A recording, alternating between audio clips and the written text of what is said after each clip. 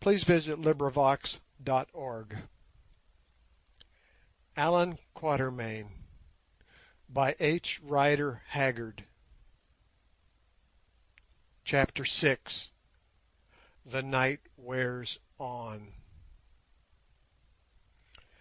As may be imagined, at the very first sign of a Masai, the entire population of the mission station had sought refuge inside the stout stone wall, and were now to be seen, men, women, and countless children, huddled up together in little groups, and all talking at once in awed tones of the awfulness of Masai manners and customs, and of the fate that they had to expect if those bloodthirsty savages succeeded in getting over the stone wall.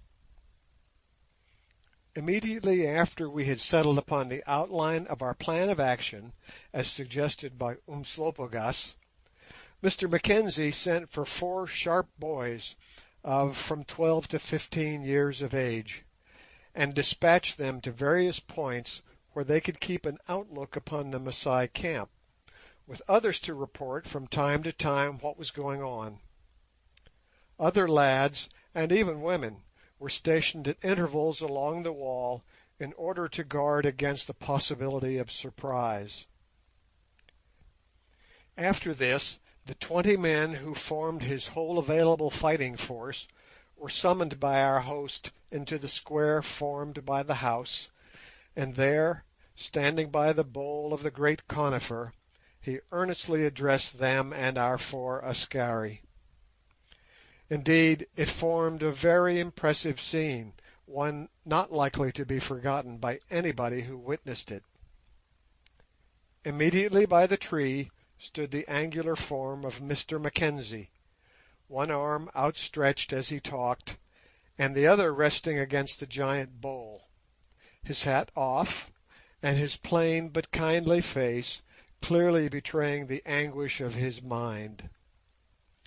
Next to him was his poor wife, who, seated on a chair, had her face hidden in her hand.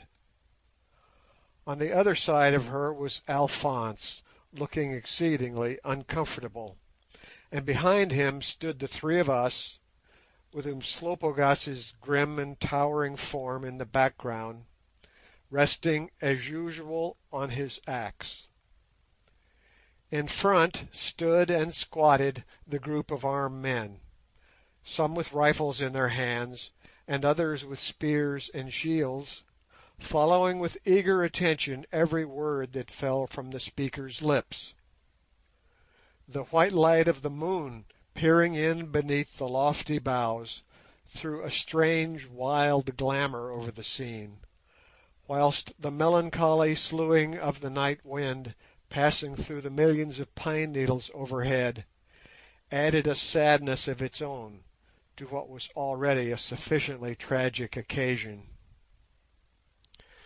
"Men," said Mr. Mackenzie, after he had put all the circumstances of the case fully and clearly before them, and explained to them the proposed plan of our forlorn hope, "men, for years I have been a good friend to you, protecting you, teaching you, guarding you and yours from harm, and ye have prospered with me. Ye have seen my child, the water lily as ye call her, grow year by year, from tenderest infancy to tender childhood, and from childhood on towards maidenhood. She has been your children's playmate. She has helped to tend you when sick, and ye have loved her." "We have," said a deep voice, "and we will die to save her." "I thank you from my heart, I thank you. Sure am I that now, in this hour of darkest trouble, now that her young life is like to be cut off by cruel and savage men, who of a truth know not what they do, ye will strive your best to save her, and to save me and her mother from broken hearts. Think, too, of your own wives and children. If she dies, her death will be followed by an attack upon us here, and at the best, even if we hold our own, your houses and gardens will be destroyed, and your goods and cattle swept away. I am, as ye well know, a man of peace. Never in all these years have I lifted my hand to shed man's blood. But now I say, strike, strike, in the name of God, who bade us protect our lives and homes. Swear to me," he went on with added fervour, "swear to me that whilst a man of you remains alive ye will strive your uttermost with me and with these brave white men to save the child from a bloody and cruel death." "Say no more, my father," said the same deep voice that belonged to a stalwart elder of the mission. "We swear it. May we and ours die the death of dogs, and our bones be thrown to the jackals and the kites if we break the oath. It is a fearful thing to do, my father, so few to strike at so many, yet we will do it, or die in the doing, we swear." "Ay, thus say we all," chimed in the others. "Thus say we all," said I. "It is well," went on Mr Mackenzie. "Ye are true men and not broken reeds to lean on. And now, friends, white and black together, let us kneel and offer up our humble supplication to the throne of power, praying that He in the hollow of whose hands lie all our lives, who giveth life and giveth death, may be pleased to make strong our arms, that we may prevail in what awaits us at the morning's light." And he knelt down, an example that we all followed except Umslopogaas, who stood still in the background, grimly leaning on Inkosi Kaas. The fierce old Zulu had no gods and worshipped naught, unless it were his battle-axe. "O God of gods," began the clergyman, his deep voice, tremulous with emotion, echoing up in the silence even to the leafy roof, "protector of the oppressed, refuge of those in danger, guardian of the helpless, hear thou our prayer. Almighty Father, to thee we come in supplication. Hear thou our prayer. Behold, one child hast thou given us, an innocent child, nurtured in thy knowledge, and now she lies beneath the shadow of the sword, in danger of a fearful death at the hands of savage men. Be with her now, O God, and comfort her.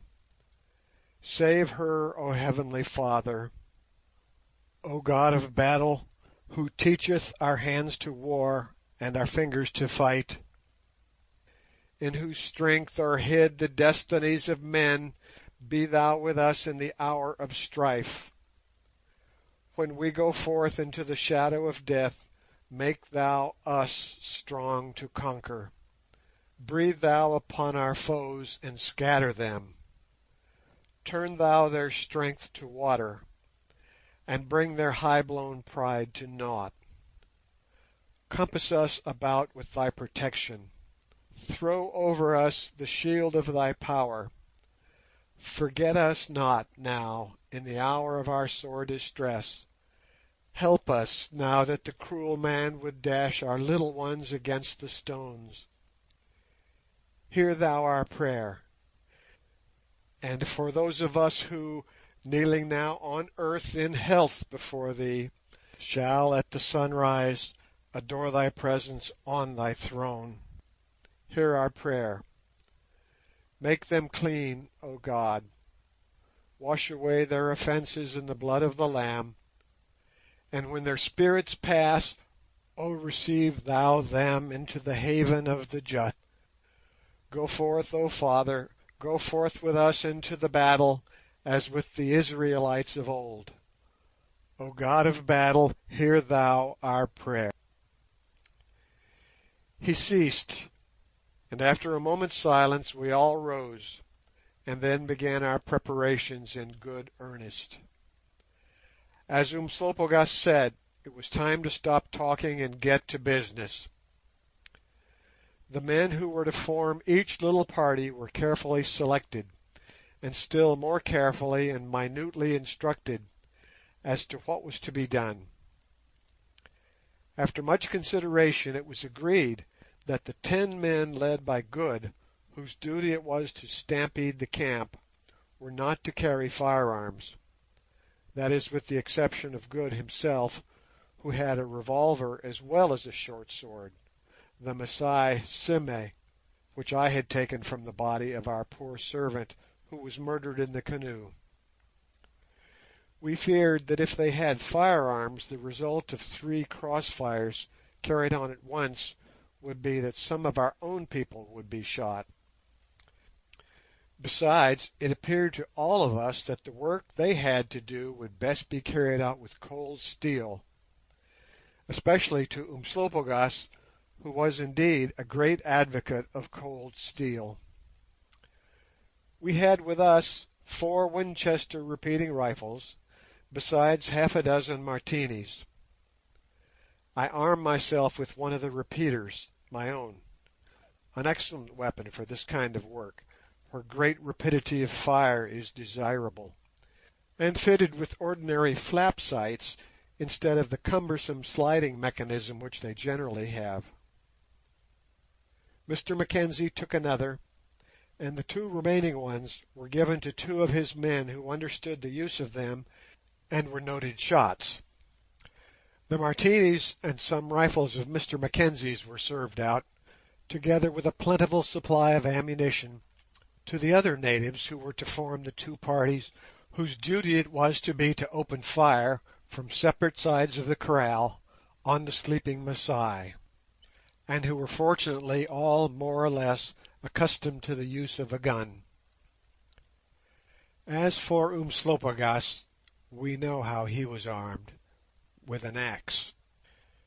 It may be remembered that he, Sir Henry, and the strongest of the Askari were to hold the thorn-stopped entrance to the kraal against the anticipated rush of men striving to escape. Of course, for such a purpose as this, guns were useless. Therefore Sir Henry and the Askari proceeded to arm themselves in like fashion. It so happened that Mr Mackenzie had in his little store a selection of the very best and English-made hammer-backed axe-heads. Sir Henry selected one of these, weighing about 2½ pounds, and very broad in the blade, and the Askari took another a size smaller. After Umslopogaas had put an extra edge on these 2 axe-heads, we fixed them to 3 feet 6 helves, of which Mr Mackenzie fortunately had some in stock, made of a light but exceedingly tough native wood, something like English ash, only more springy. When 2 suitable helves had been selected with great care, and the ends of the hafts notched to prevent the hand from slipping, the axe-heads were fixed on them as firmly as possible, and the weapons immersed in a bucket of water for half an hour. The result of this was to swell the wood in the socket in such a fashion that nothing short of burning would get it out again. When this important matter had been attended to by Umslopogaas, I went into my room and proceeded to open a little tin-lined deal case, which contained, what do you think, nothing more or less than 4 male shirts. It had happened to us 3 on a previous journey that we had made in another part of Africa to owe our lives to iron shirts of native make, and remembering this, I had suggested before we started on our present hazardous expedition that we should have some made to fit us. There was a little difficulty about this, as armour making is pretty well an extinct art. But they can do most things in the way of steel work in Birmingham if they are put to it, and you will pay the price.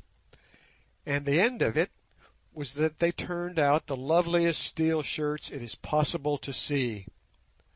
The workmanship was exceedingly fine, the web being composed of thousands upon thousands of stout but tiny rings of the best steel made.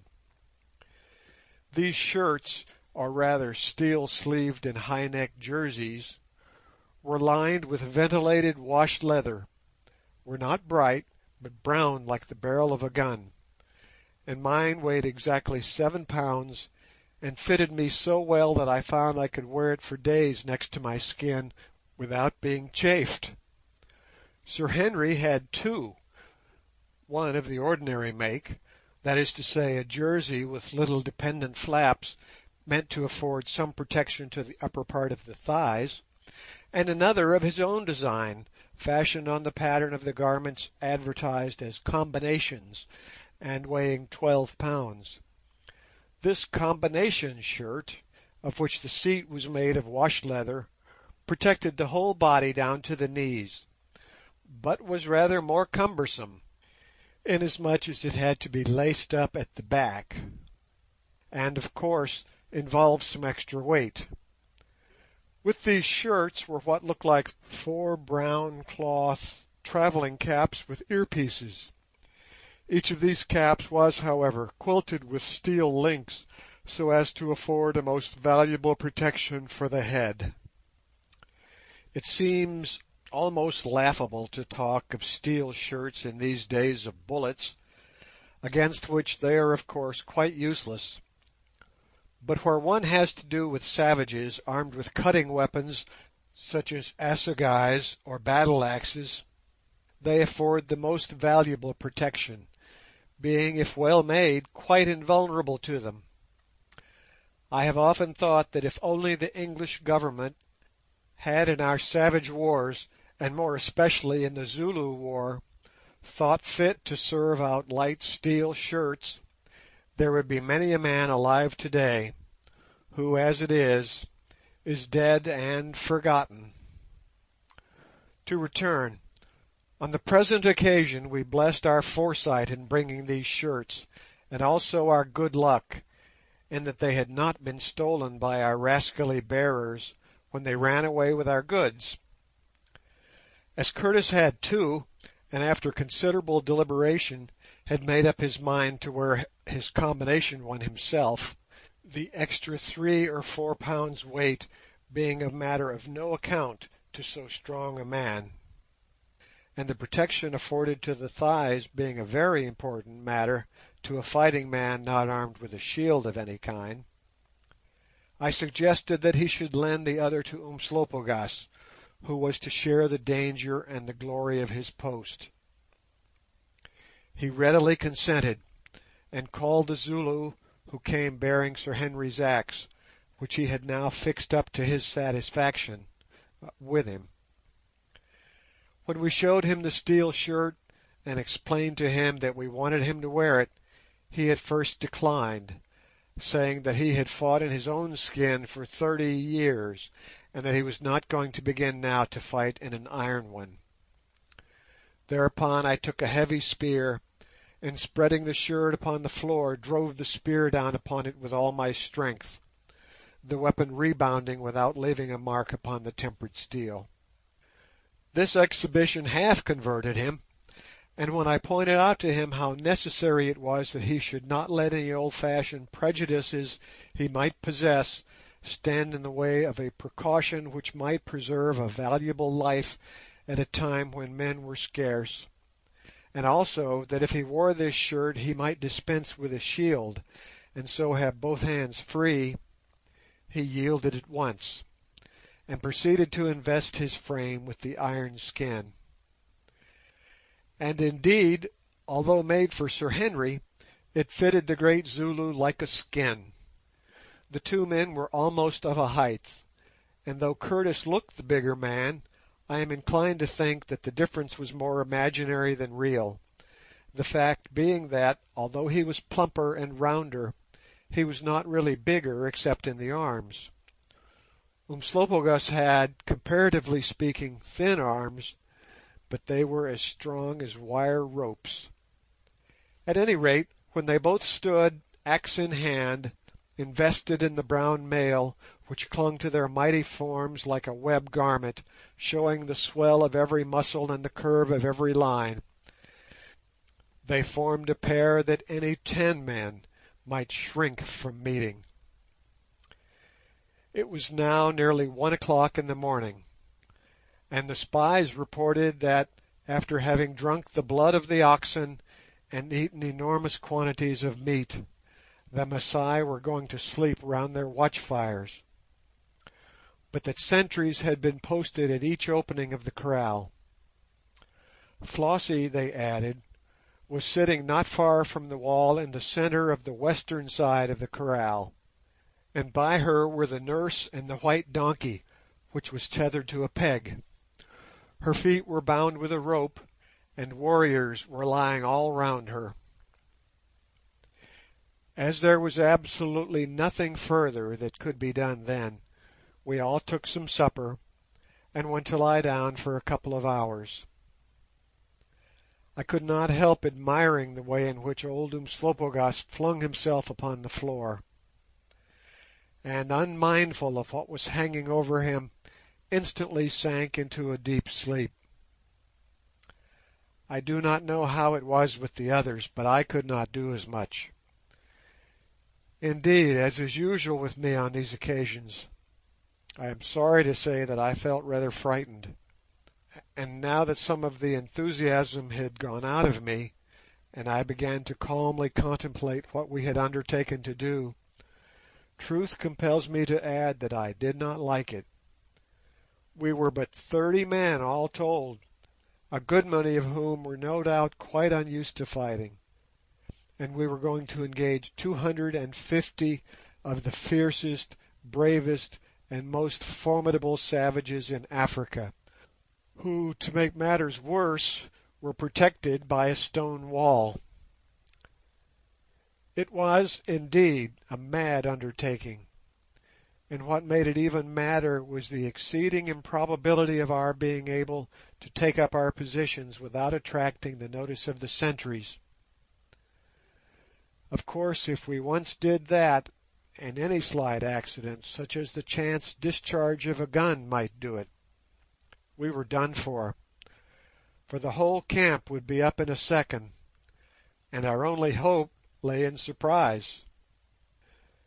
The bed whereupon I lay indulging in these uncomfortable reflections was near an open window that looked out on to the veranda, through which came an extraordinary sound of groaning and weeping. For a time I could not make out what it was, but at last I got up, and putting my head out of the window stared about. Presently I saw a dim figure kneeling on the end of the veranda and beating his breast, in which I recognized Alphonse. Not being able to understand his French talk or what on earth he was at, I called to him and asked what he was doing.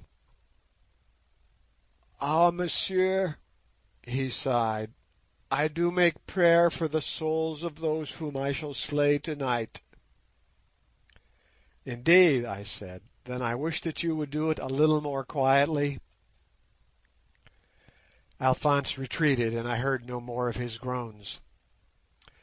And so the time passed, till at length Mr Mackenzie called me in a whisper through the window, for of course everything had now to be done in the most absolute silence. 3 o'clock, he said. "We must begin to move at 1:30. I told him to come in, and presently he entered, and I am bound to say that if it had not been that just then I had not got a laugh anywhere about me, I should have exploded at the sight he presented armed for battle. To begin with, he had on a clergyman's black swallow tail, and a kind of broad-rimmed black felt hat, both of which he had donned on account, he said, of their dark colour. In his hand was the Winchester repeating rifle we had lent him, and stuck in an elastic cricketing belt like those worn by English boys were first a huge buckhorn-handled carving knife with a guard to it, and next a long-barrelled Colt's revolver. "Ah, my friend," he said, seeing me staring at his belt, "you are looking at my carver.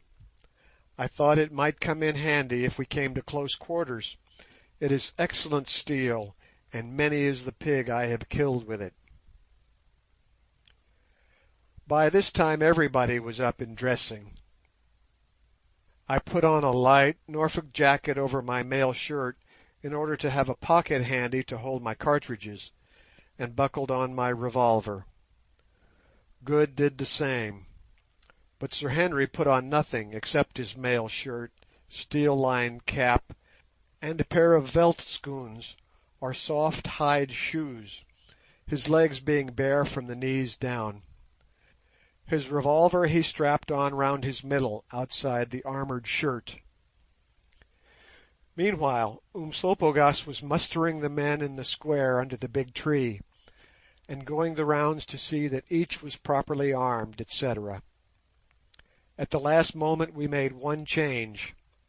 Finding that two of the men who were to have gone with the firing parties knew little or nothing of guns, but were good spearsmen, we took away their rifles, supplied them with shields and long spears of the Masai pattern, and took them off to join Curtis, Umslopogaas, and the Askari in holding the wide opening, it having become clear to us that 3 men, however brave and strong, were too few for the work.